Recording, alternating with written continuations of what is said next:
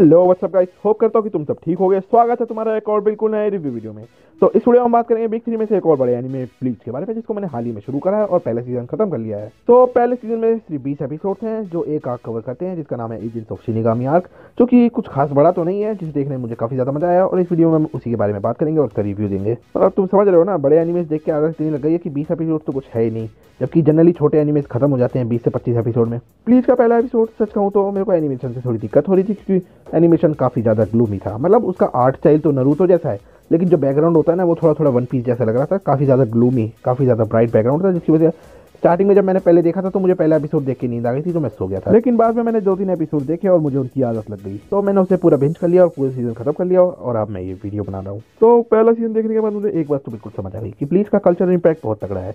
मतलब जितने भी मैंने एनिमेस अभी तक देखे हैं, उनमें कहीं ना कहीं प्लीज ने उन्हें इंस्पायर करा, ये देख के पता चल ही जाता है। जैसा कि मैं हाल ही में अभी एमएच देख रहा था, तो उसका एनिमेशन स्टाइल भी ब्लीच जैसा ही है। और वहीं बात करूँ उसका कैरेक्टर बाकुगो जो है, वो बिल्कुल इचिगो की तरह दिखता है और थोड़ी बहुत कैरेक्टरिस्टिक्स भी सेम है। हालांकि इचिगो थोड़ा केयरिंग है, लेकिन हरकतें उसकी भी बाकुगो जैसी ही है। मतलब बहुत जल्दी लोगों पे गुस्सा हो जाता है। इनफैक्ट उसके चलने का स्टाइल भी बाकुगो जैसा ही था स्टार्टिंग के एपिसोड में। या फिर तुम ये कह सकते हो कि बाकुगो का स्टाइल उसकी तरह था, क्योंकि ब्लीच काफी पहले आया है। ब्लीच का बेसिक प्रीमाइस कुछ यूं है कि ब्लीच की दुनिया में 3 वर्ल्ड है। एक है होलोस का वर्ल्ड, एक है शिनिगामीज का वर्ल्ड जो कि मतलब सोल रीपर्स हैं, और दूसरा हमारा अर्थ ही है नॉर्मल। तो सोल रीपर्स और होलोस को हर कोई नहीं देख सकता, कुछ खास लोग ही दे सकते हैं जिनकी स्पिरिचुअल एनर्जी कुछ ज़्यादा होती है नॉर्मल लोगों से। इसमें जैसे कि हमारे इचिगो के पास थी, और कई बंदे और ऐसे हैं जिनके पास स्पिरिचुअल एनर्जी काफ़ी ज़्यादा है, जिसकी वजह से वो हॉलोस को देख पाते हैं। तो सोल रीपर्स का काम यह होता है कि जो भी भटकी हुई आत्मा है, उन्हें हॉलो बनने से पहले ही मतलब दूसरी दुनिया में भेज दिया जाए, यानी हेवन और हेल टाइप्स, जैसे कि उनका वो है सोल सोसाइटी, वो उन्हें वहाँ भेज देते हैं। इनका काम जनरली भटकी हुई आत्माओं को रास्ता दिखाना है, क्योंकि कुछ आत्मा होती है जिनकी अधूरी इच्छाएं रह जाती है, तो वो उसे पूरा करने के लिए रुक जाते हैं, या फिर उनके कुछ अटैचमेंट्स होते हैं जिसकी वजह से वो आत्मा रुक जाते हैं। और ज़्यादातर इन रुकने की वजह से वो खुद को हॉलो बन जाते हैं। मतलब हॉलो बन जाते हैं वो लोग जो कि सोल रिपर्स और नॉर्मल ह्यूमंस की सोल को कंज्यूम करके जिंदा रहते हैं और अपनी पावर बढ़ाते हैं।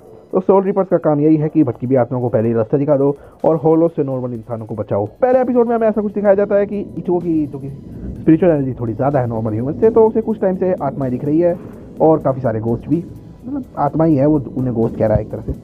तो होता क्या है कि इचिगो उनकी मदद करता है और उन्हें फूल वूल भी चढ़ाता है, और काफ़ी क्रेजी बंदा भी है। मतलब कभी भी गुस्सा आ जाता है, लोगों को पीट पाट भी देता है। तो होता क्या है कि उसकी स्पिरिचुअल एनर्जी सोल जो है उसकी काफ़ी ज़्यादा पावरफुल है, जिसकी वजह से एक हॉलो उसके पीछे पड़ जाता है और उसको बचाने के लिए एक लड़की आती है, रुकिया, जो कि एक सोल रीपर है।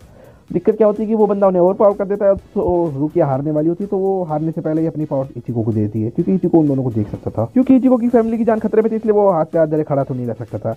इसलिए वो उस रुकिया की पावर लेता है और एक सब्स्टिट्यूट सोल रीपर बन जाता है और उस हॉलो को आराम से हरा देता है। और क्योंकि अब रुकिया एक सोल रीपर रही नहीं है, तो कहानी ऐसे आगे बढ़ती है कि ये दोनों मिलकर सोल की मदद करते हैं, उन्हें स्पिरिचुअल वर्ल्ड पे भेजते हैं जो कि सोल सोसाइटी है, और हॉलोस को मारते हैं। तो पहला सीजन कुछ ऐसे ही चलता है, जिसमें हमें ब्लीच की वर्ल्ड बिल्डिंग दिखाई जाती है और हमें और भी लोग दिखाए जाते हैं जिनकी स्पिरिचुअल एनर्जी पहले से ज़्यादा थी, और वो हॉलोस को मार के इंसानों को बचा रहे थे सोल रिपर्स के अलावा, क्योंकि वो लोग सोल रिपर्स नहीं है, वो धरती के ही लोग हैं। और उनमें कुछ ऐसे लोग भी हैं जो कि हॉलोस को देख तो नहीं सकते, लेकिन उनकी प्रेजेंस को फील कर सकते हैं, हॉलोस और सोल रिपर्स की।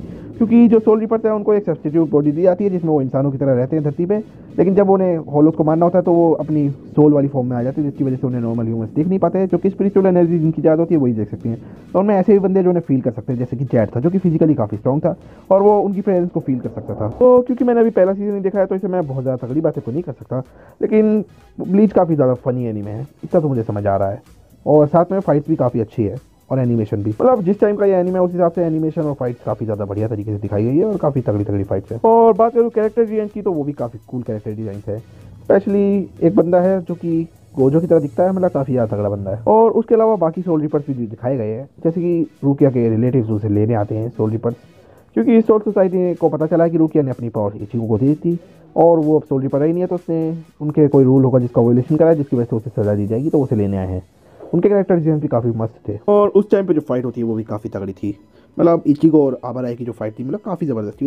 उस टाइम पे एनिमेशन भी काफ़ी बढ़िया था और उस बंदे की स्वॉर्ड कितनी कूल लग रही थी देखने में। और इचिगो के अलावा भी जो उसके फ्रेंड्स हैं, जैसे कि उराही में है, उसके पास भी कुछ यूनिक पावर्स हैं, और वहीं चैड के पास भी कुछ यूनिक पावर्स हैं जो कि उसने हाल ही में अवेकन करी है। और सोल सोसाइटी वाले सोल रिपर्स जो आए थे वो रुकिया को ले गए हैं। तो दूसरा सीजन इसी बात पर जाएगा कि इचिगो जाके रुकिया को बचाए। हालांकि उन लोगों ने इचिगो की सोल रिपर वाली पावर्स भी ले ली है, जिसकी वजह से वो काफ़ी ज़्यादा ट्रेनिंग करेगा उराहारा के साथ और अपनी सोल रिपर वाली पावर्स को दोबारा अवेकन करेगा और साथ में अपनी सोल को भी। तो पहला सीजन कुछ ऐसे ही खत्म होता है और दूसरे सीजन में हमें दिखाया जाएगा कि ये लोग सोल स्लेवरी जाते हैं और वहाँ रुकिया को रेस्क्यू करेंगे। तो पहले सीजन की स्टोरी के हिसाब से देखूँ तो स्टोरी काफ़ी बढ़िया है, काफ़ी एंगेजिंग है, तुम्हें काफ़ी हुक करके रखती है और एट द सेम टाइम काफ़ी फनी भी है। काफ़ी सारे फनी मोमेंट्स हैं, जैसे इचिगो जो अपने पपेट को कह सकते हो, जब जो इचिगो अपनी सोल फॉर्म में होता है तो उसकी बॉडी में कोई तो रहना चाहिए ना, नहीं वो लोगों को लगेगा कि मर गया, तो उसे कैंडी दी जाती है जो कि असल में एक मॉडेड कैंडी थी, मतलब डिफेक्टिव पीस था। तो इचिगो उसे अपने शरीर में डाल देता है, जिसकी वजह से क्या होता है वो पागल बंदा जिंदा हो जाता है। क्योंकि तुम कह सकते हो कि एक आर्टिफिशियल इंटेलिजेंस थी जिसको कोई बॉडी नहीं मिल रही थी, तो जैसे ही उसे मौका मिलता है, उसे कोई बॉडी मिलती है तो वो काफ़ी सारी क्रेजी चीज़ें करता है। जैसे ही उसे इचिगो की बॉडी मिलती है वो मतलब ऊँची ऊँची छलांग लगा रहा था, क्योंकि उसे पता है कि उसके पास ऐसी पावर्स हैं। तो काफ़ी मस्ती करता है और काफ़ी सारी क्रेजी चीज़ें करता है। मतलब उसने जब इचिगो की बॉडी को एक्वायर करा तो उसने ऐसी ऐसी चीज़ें कर दी थी कि इचिगो का स्कूल में रहना भारी पड़ जाता। तो रुकिया उसकी मदद करने के लिए लोगों की मेमोरीज को मिटा देती है, किसी गैजेट की मदद से कह लो या फिर कोई डिवाइस जो भी था, सबकी मेमोरीज को मिटा देती है। वरना तो तुम समझ रहे हो, उन्हें ऐसी ऐसी चीज़ें करती थी कि इचिगो को स्कूल में रखे ही नहीं। तो इचिगो उससे बदला लेने के लिए, वैसे तो इचिगो चाहता तो उसे रिप्लेस करवा के एक नॉर्मल कैंडी भी ला सकता था, लेकिन उसने कहा कि इसे शरीर मिला है, मतलब है तो वो भी एक तरह से जी रहा ही, तो उसे छोड़ देता है, लेकिन बदला लेने के लिए उसे एक स्टफ टॉय के अंदर डाल देता है। तो वो सीन्स काफ़ी ज़्यादा फनी थे। तो ब्लीच का पहला सीजन काफ़ी ज़्यादा फनी है, इसमें थोड़ा बहुत एक्शन भी है और काफ़ी सारे कैरेक्टर्स भी हैं और काफ़ी अच्छी स्टोरी भी है, जो कि तुम्हें हुक तो कर ही सकती है, तो तुम इसे चेकआउट कर सकते हो। तो इस वीडियो को ज़्यादा लंबा ना करते हुए वीडियो को यहीं पे एंड करते हैं। वीडियो पसंद है तो प्लीज़ वीडियो को लाइक करो, चैनल को सब्सक्राइब करो और प्लीज़ का पहला सीन देखने के बाद अपने थॉट्स कमेंट में जरूर बताना और अपने ब्लीच देखने वाले दोस्त को भी वीडियो शेयर कर देना और मेरी वीडियो पसंद आए तो उसके बारे में भी कमेंट्स में बता ही देना। तब तक के लिए this is watchers keep watching.